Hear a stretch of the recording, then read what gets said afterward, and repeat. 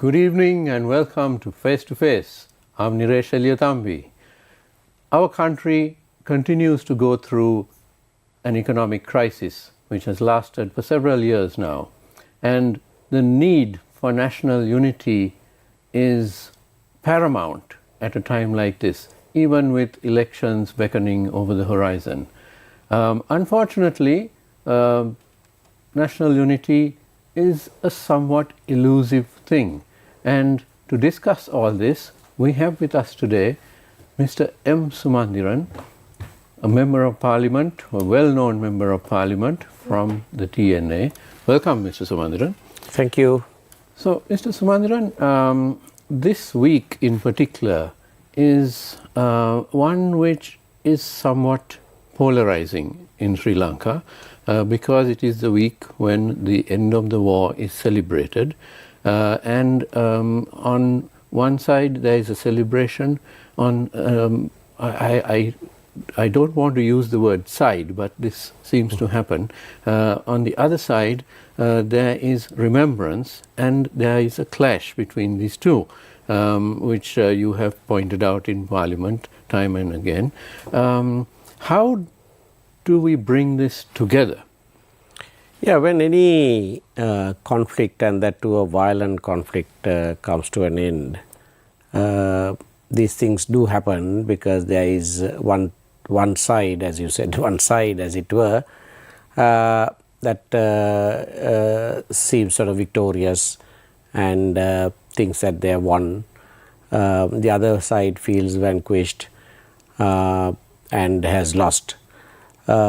But reconciliation is something that brings both these sides together.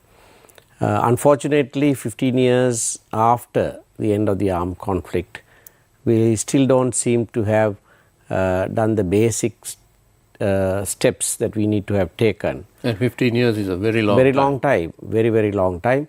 It should have happened soon after the war ended. I remember I came into Parliament first time just before the first anniversary of this in 2010 May. I see. And the first speech that I made was on the 5th of May in response to the government's proposal to appoint a Lessons Learned and Reconciliation Commission. Right. But now looking back, 14 years later, nothing has really happened except commission upon commission and recommendation upon recommendation, and no recommendation has been implemented. But reconciliation is just a concept, it's a word, and expecting a government commission or department to bring it forth is somewhat unrealistic, because heaven forbid, even our other departments in government don't function properly. That's always a talking point, and we really can't expect a government commission or department to bring this forth. What more could be done without waiting for the government? Well, there are things that the government should have done, and only the government can do. So those were the recommendations, and I remember from the TNA when the LLRC report came, we released our report, which also ran into several pages, one by one dealing with those recommendations, and several of those we said we were willing to participate in that process to bring about true reconciliation. Now, reconciliation to happen, truth needs to be unearthed. That's right. Without truth, it's very difficult to go forward. That is why in the UN system for transitional justice, they say there are 4 pillars, and truth is the first pillar. That's right. So, ascertaining the truth is fundamental to that process, and even that has not been properly implemented. When the government says there were 0 civilian casualties, then there is no way you can start moving forward in ascertaining the truth. Yes, that is true. But then Sri Lankan culture generally shies away from the truth, don't we? That is true. That is also true, that we generally don't like to face up to uncomfortable truth. I mean, you take the economic reality, the warnings, members of parliament and so on warned of the impending economic collapse, but the general public didn't seem to care until essentials started running out, and then of course they had to face the bitter truth.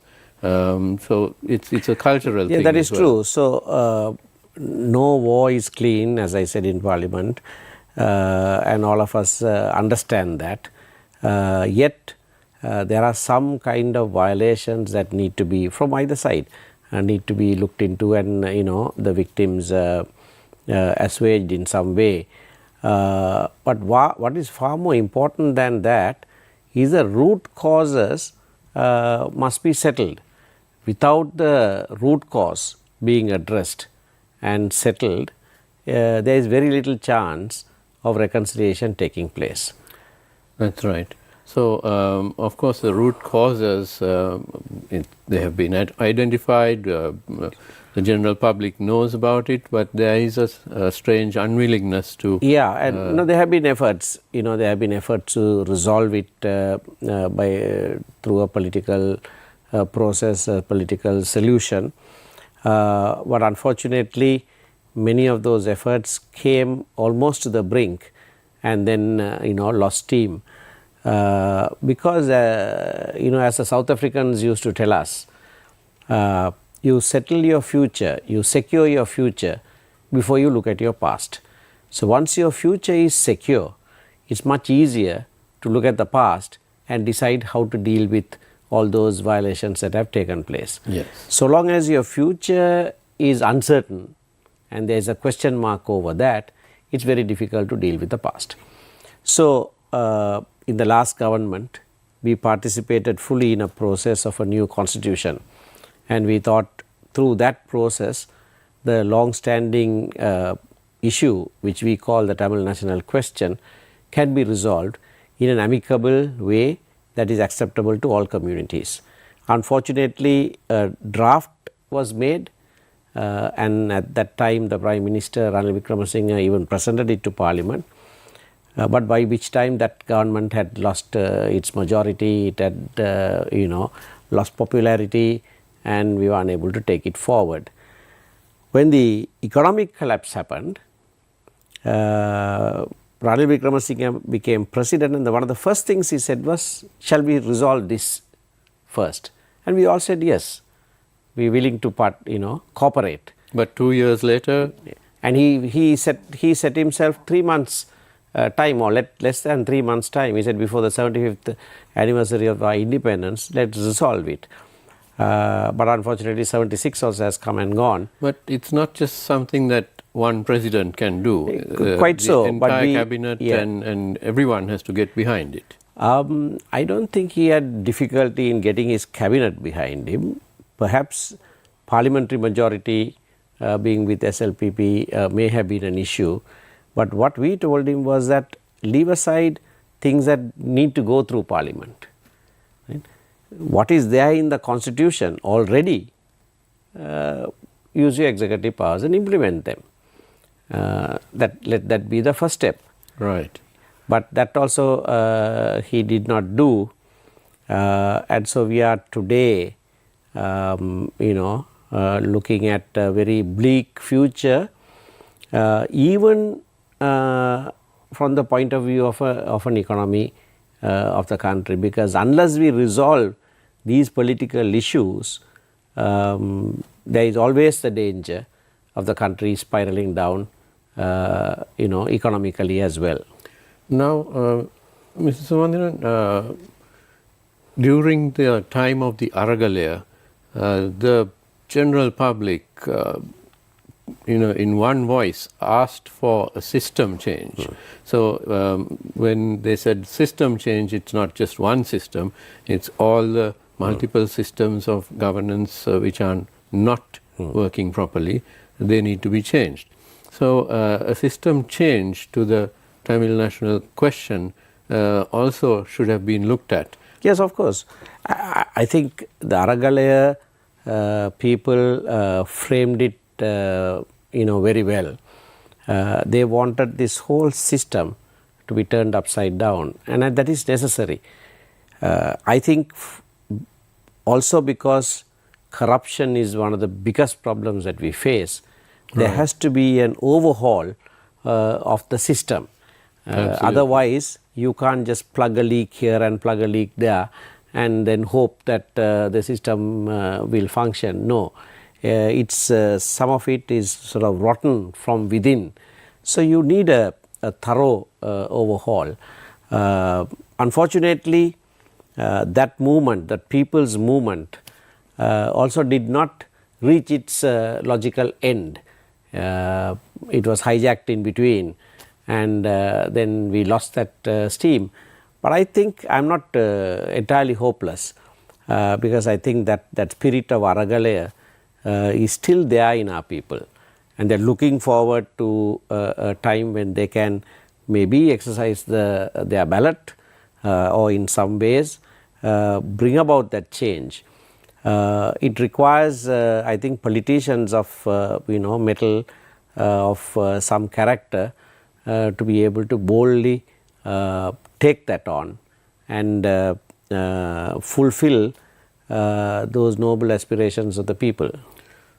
Absolutely. And speaking of elections and the ballot, the power of the ballot, there are a lot of rumors swirling around about which election will come first, but so far what we do know is that the presidential election has to be held by October. So now, from the point of view of the TNA, has any decision been taken about the policy of the TNA? No, from the point of view of the TNA, we will, what we have decided is that we will talk to all the main contenders, and at this point in time there seems to be 3 main contenders.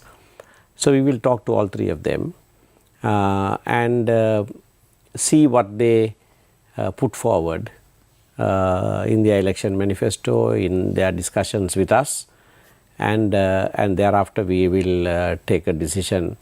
But until then, we will keep all 3 of them at equal distance and negotiate with them. So now you mentioned that you want to see what's in the manifestos of the candidates, but prior to that, would the TNA be giving, I won't call it demands, but points of negotiation? Yes, we will do that. We have already in discussion in a very loose sense, as it were, because election has not been called. I think all 3 of them know our position quite well. Right. So when we have our conversations, they understand what it is that we are looking for. So we have gone through some issues with President Wickramasinghe, with Andrakumara Disanayaka, with Sajith Premadasa. So let's see what they come up with. We have communicated some things that they already know, but we have still communicated it even now.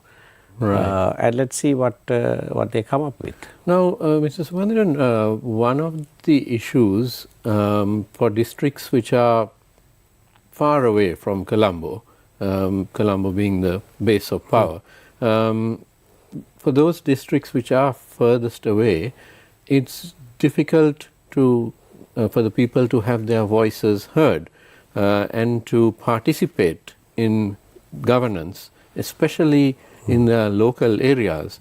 Now we have not had functioning provincial councils or local government councils. What is your position on those? Yeah, so we believe in the principle of subsidiarity. Whatever that can be done at the most local level must be done there. Right. Only what cannot be done there must get to the next level. Absolutely. So that, I think, is a principle if everybody agrees upon. that is the one that will bring governance closest to the people. Right. People should be able to reach out and hold somebody's earlobe and hold that guy to account. If somebody in Monragalo or Uva province has to do that to someone in Colombo all the time, you see, that's impossible. Practically it's really very difficult. Yeah, it's remote. So we must take it closer to the people. And in our discussions with the JVP, we have stressed that, saying, I mean, we would want devolution in a very meaningful way. Right. But that is something that they also should be promoting, because they also want governance close to the people. We don't want Colombo to decide what should happen in Matara or in Vaunia. Let the people decide. There are subjects and functions that cannot be done at the periphery. That Right. has to happen in the center, and we all know what those are. Yes. So that the center can have. But whatever can be handled in those regions, because regions are also different. Coastal region with tourism promotion, etc., whatever, it will be very different to the central hills, which may also appeal to another type of tourist. That's right. But the terrain is different, the culture is different, spoken languages are different, religions are different. And industries, right? agriculture, everything all that. Yeah. So people, I mean, for it to be a republic in the true sense of the word, people must have participation in the governance. Now, let's talk about the economic hardships that the country has been going through for several years now, and some of the hardest hit districts are in the northeast. Districts such as Mullaitivu, which traditionally and unfortunately have been poverty stricken. What is the situation out there? Yeah, that is also accentuated by the aftermath of the war. The war devastation hit Kilinochchi and Mullaitivu the hardest, and people are still unable to get up on their feet. But if you look at Mullaitivu, it has a lot of potential. The land is fertile, there is land,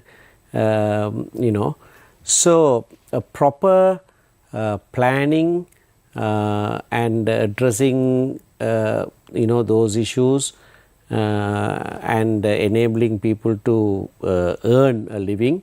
Mullaitivu also has a coast, and fishing can be done in a big way, can be developed to modern methods and so on. So the potential is there. It's a question of political will to enable those people to come up, in how they handle their livelihood activities. Now, Mr. Sumanthiran, there's been considerable interest in the north and parts of the east by various Indian companies, which obviously are looking to invest and see certain opportunities. So, Mana, Jaffna, Trincomalee, and so on. What's your view on that? So we welcome those initiatives, we welcome investments. We are looking for investments that will result in job opportunities and gainful employment for our youth. In the current economic crisis and even before, because of the climate of war, etc., our youth have been going out of the country, and that is happening even now. We want them to stay, but we can't ask them to stay and live on fresh air. They have to have a livelihood. That's right. So creating those livelihood opportunities is fundamental to our people living and thriving here, and to that extent we welcome investments that will create jobs. Indian investments are also particularly welcome, because if there are companies from Tamil Nadu, etc., the language affinity, the easier ways of dealing and so on. That's right. In our areas, that will go a long way in people being comfortable in working environment, etc. That's very true.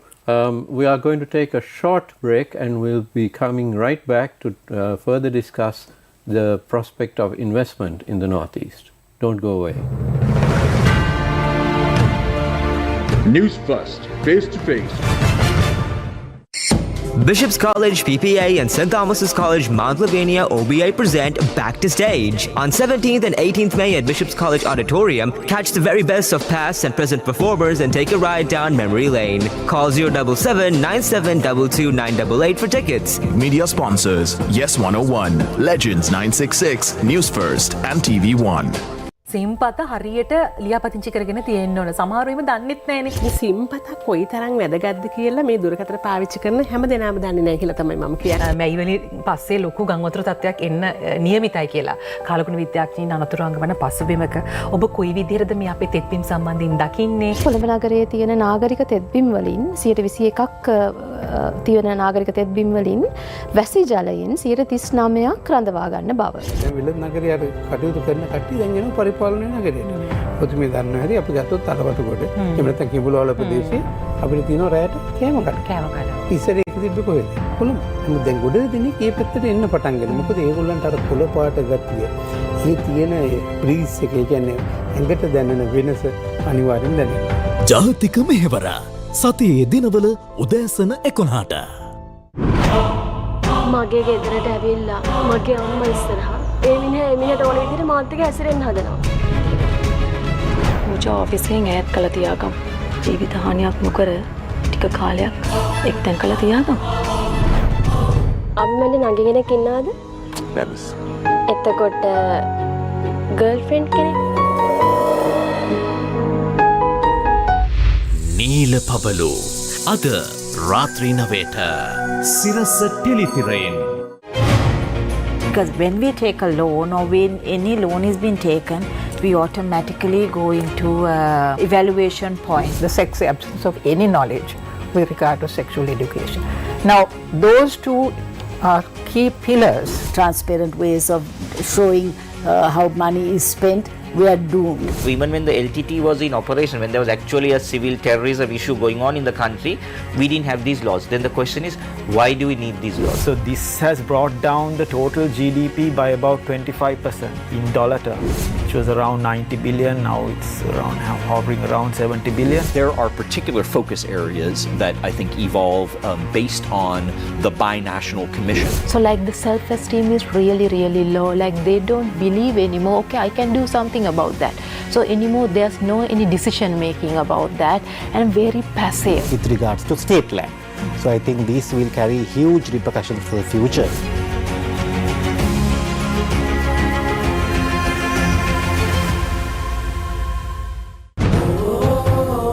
අවුරුදු 64ක් පුරා පිරිසිදු පානීය ජලය ලබා ගැනීමට සකසාගත් නල පද්ධතියේ අක්‍රමවත් බව නිමා කරමින් ශිල්ප හදාරන මාතර කැටියපේ උතුර කනිෂ්ඨ විද්‍යාලයේ දරුවන්ට ක්‍රමවත් ජල පද්ධතියක් හිමි වූ වගයි.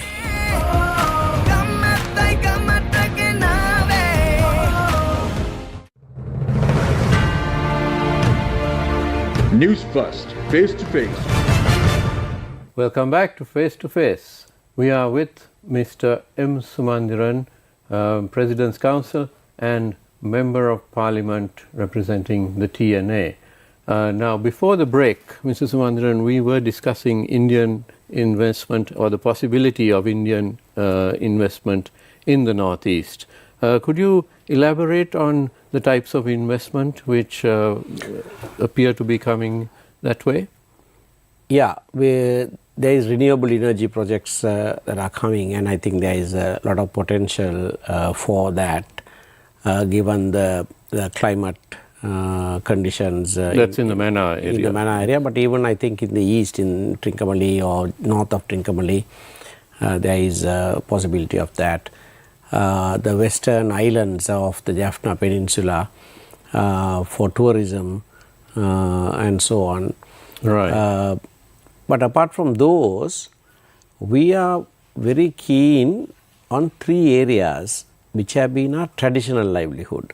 That is farming, animal husbandry and fishing. Right. If these three can be developed or modernized and developed, then there is a lot of scope, because then you don't have to change the terrain, as it were. You see, heavy industries is not so much of a possibility in those regions. I see. Because water scarcity and there are many challenges like that. Right. But if it is something that they are used to, some of their traditional income generating activity, which can be taken forward by modernizing it and taking it to another level, I think there is a lot of income that can be generated. People will stay back, and it will benefit the whole country. Well, let's talk about the specifics of it. Now, let's take fisheries. What needs to be done to develop it? So, deep sea fishing, long liners, training them in that, because now they are only used to a limited sort of array of fishing methods. Yeah. So, I mean, we are surrounded by the sea, and we shouldn't be in economic crisis if fishing has been developed to if Norway can be that in that cold North Sea, ours is can be so much more.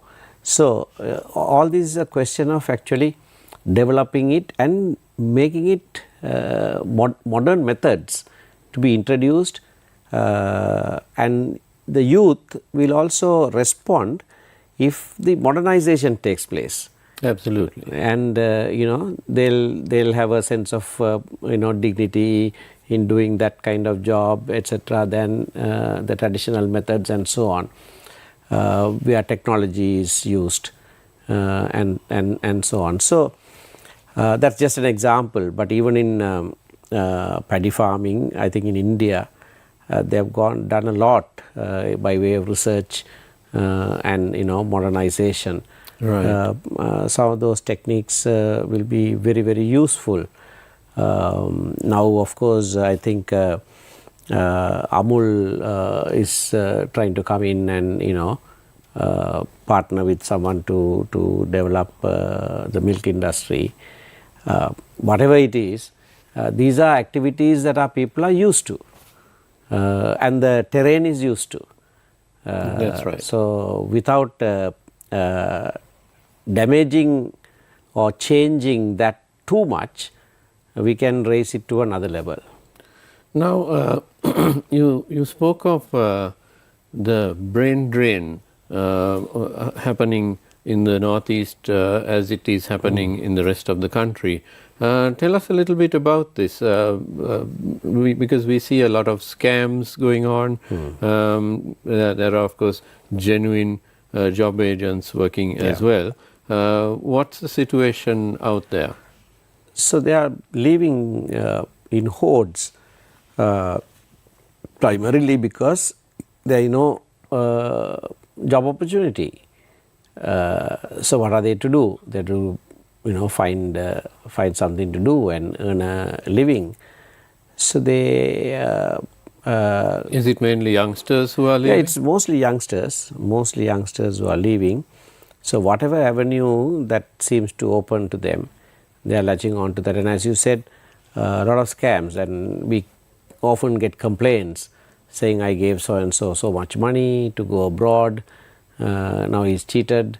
These are constant complaints that we keep, and however much we tell them, don't fall for this, they're desperate, and they know people who have gone that way before. So then they take that risk, and then they get played out also. But many have actually made it, gone, and made a life for themselves outside. So the ones who are left behind look at that, and they think, well, I can also do that. So lack of opportunity to live here and flourish is only making them go away. But do you believe that if the economy is turned around, hopefully in the next couple of years, would that trend reverse? Yes, I think so. I think so. And for economy to reverse, we need to get our economic activity up and running. It's no point getting a moratorium on repayment of loan and getting another tranche of loan from the IMF. It's going to come back to bite us harder in a few years' time. But what we have done is bought ourselves some time, but that time must be utilized to get going and moving and making it a success. So for that, I think foreign investments are an absolute necessity, and through that process, if we can get our economy going and our human resources, I mean we have fair amount of human resources, but if we keep losing them, then however much investments come and establish here, it's going to be a tough task. We won't have the labor. We won't have the labor, and they also won't come if they don't see the potential of people who can work in those industries. Right. And of course, you spoke of fisheries, and that reminded me that I think the north and the east have something like 75% of Sri Lanka's coastline. That's right. Yeah, it's more than 70% of the Sri Lanka's coastline. So that can be developed in a big way. So it's a veritable gold mine that's waiting out there. That's right. And so far over the years, of course, during the war, it couldn't be developed. But now, 15 years later, do you feel that there has been sufficient development in the fisheries? Not really. Now there were certain areas where fisheries, activity was really good. About 30% of the catch was from one area. Now that port fisheries harbour it took a long time before it was released to the public and so on. But it hasn't still really got off the ground. Another one is a Point Pitru harbour, right, which was to be developed as a fisheries harbour. There were funding. Now the funding apparently has gone back. There is a lot of stagnation in implementing these projects. So these are some of the things that could have happened, but has taken a long time. And then when the economic crisis hit, then it became even more difficult. So this has been the problem. Proper planning and targeting certain areas and certain activity and investing in that hasn't happened. So what about connectivity from the northeast, both to Colombo and of course to South India? I know that the north has one airport developed and one port developed, but is it enough? Yeah, that itself is showing us that a lot of economic activity will happen once this connectivity happens. Just that opening of that airport, now there are daily flights, right, and most of the flights are full. The ferry service starts up to Kanke Santura. Again, the 60 kilos can be brought, and so a lot of activity is going to happen. Once you open a land route, of course, across the sea from Rameswaram to Talamannar, certainly the economy will improve. Tamil Nadu is very, very strong economically. Absolutely. And that will have an impact in these areas, and that will naturally benefit the whole country. No, you spoke of Tamil Nadu, and we have at the moment the Indian general election going on. What are your thoughts on that? Well, I don't know. They do it in stages, and I think it will be mid-June before we know the results. Generally, the expectation is that the same government will be returned, mainly because of economic success there. Right. They may not have the same majority that they got before, but generally, but then the southern states perhaps will not go with BJP is what people say, and I think that is also true. Traditionally, they haven't gone that way. But that's all right. I mean, the DMK government is doing quite well in Tamil Nadu at the moment. And Kerala, although they say it's communist governments, Kerala is one of the richest states in India. That's right. So it works. So you have just across the water this powerhouse states, both politically and economically, and it's a huge market for Sri Lankan products as well. Yeah. What type of products could we market out of the Northeast? Well, now these power projects seem to suggest that we can export electricity to India. Right. But that apart, traditional products, Palmyra products, for instance, and things like that. Once we sort of get a niche, that will, be just be swallowed up there. Right. So at the present moment, I am unable to sort of pinpoint something and say, well, this is something that, because we don't produce that much. We don't even produce enough for ourselves at the moment. But once it gets going, then whatever the product will just be gobbled up in India. So the possibilities are there. Oh yes, certainly. Yes. Now, for Indian labor, Sri Lanka's Northeast is also a land of opportunity, isn't it? Yes. Especially with our youngsters leaving. What is the situation there?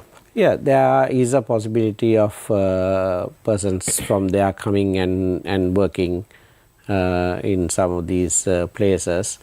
I don't think that's a negative for us. That will perhaps supply what we lack, as you said, due to people leaving, etc. But that will also give us an opportunity of training the others in certain areas of activity. Now, IT is something that has a lot of potential in Jaffna, because traditionally, Jaffna society has sort of wanted to study science, maths, etc. Now there is a spiraling down in that because of lack of teachers and so on. Right. But that aptitude is there, and so if there are people who even come, there will be youngsters who will readily take to that area of activity very quickly. I see. So I think professionals, even labor force, some of them coming over will certainly benefit the economy here. Now, you spoke of education. Traditionally, the people of Jaffna have highly valued education to the point where a few decades ago, the University of Jaffna actually attracted foreign students from the region, and it was so famous. What is the situation with tertiary education now? Tertiary education, unfortunately, even secondary has suffered quite a bit. The brain drain of teachers. And teachers, and due to the war situation, it's a vicious cycle. If you don't have teachers available to teach science, students don't offer science as a subject, and then that's a cycle. So we need to break that in some ways. But the emphasis on education is still very much present in the minds of parents and others. They put a lot of premium on education. That's the Jaffna society, and that is still very much there. So they look for opportunities, to educate their youngsters.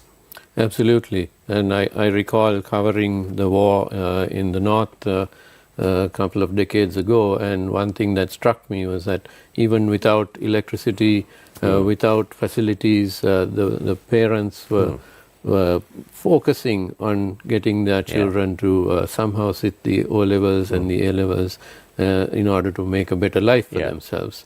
Of course, the situation has changed for the better now. There is electricity. There was a time when the entire north didn't have electricity for a long time. Yes. So times have changed, but not quite as fast as we would like it to. Yes. So from a future government, and there is a high expectation that the government would change at the next election. We don't know, of course. There's no way to tell the future. But from a future government, what are your expectations now that we've focused on all these areas of the Northeast for the people there? No, politically and economically, our people must be strengthened. So to politically strengthen, there must be a political solution. They must be able to handle their own affairs, make their own decisions in their own areas. So the structure of government in that sense must be rearranged. Economically, as we have discussed, we must the government, the central government must facilitate without blocking passages. The one thing that has happened as a result of the war is that we have a very strong Tamil diaspora that lives outside, and some of them have done very, very, very well, and are economically very strong, and have an affinity to their home village, school, things like that, and are willing to come and invest and help. So the government in Colombo must facilitate and encourage it, and that's what we will look to for the new government, to whichever it is. So the diaspora living outside there, that's another veritable gold mine of investment, especially with the rupee being what it is to the dollar and the euro right now. But the relationship of the government with the diaspora has been a rocky one, hasn't it? Yeah, that is because of the political issues. That's why I combine both. You see, if there is a political settlement, then that rancor will be absent. There will be a far more easier relationship between the government and the diaspora. Actually, when you say the diaspora, it's a small segment that has that actually drives a political line as well. Right. Most of them are very keen to help their relatives and others back home. So that process must be facilitated and encouraged. That will actually help the whole country, because whatever that comes into any part of the country will benefit the whole country. And it's foreign exchange coming in. That is what I mean, yes. Yes. So, Mr. Sumanthiran, now looking forward to the election again, is there a unity among the TNA and the other Tamil parties towards the decisions on the election? Well, at the moment we don't seem to be united. There seem to be a lot of splinters within the alliance and within the party, etc. But we hope that when we address these crucial questions, that we will, despite the other differences, that we will come back and stay together, which is very, very important. if we are to have some say in the affairs and in the way decisions are made. So what you mean is there could be political differences, however... we will sit down, talk together, and if we can reach one common decision with regard to how we deal with the other parties and make our bargain, etc., then we will still be quite strong. Wonderful. So looking forward to the future, the election and beyond, of course, as the whole country is. And I'm afraid we are out of time. You've been watching Face to Face with our guest, Mr. M. Sumanthiran, Member of Parliament from the TNA. Thank you very much for joining us today. Thank you, it was a pleasure. And to you at home who watched us, thank you very much for watching. Have a good evening.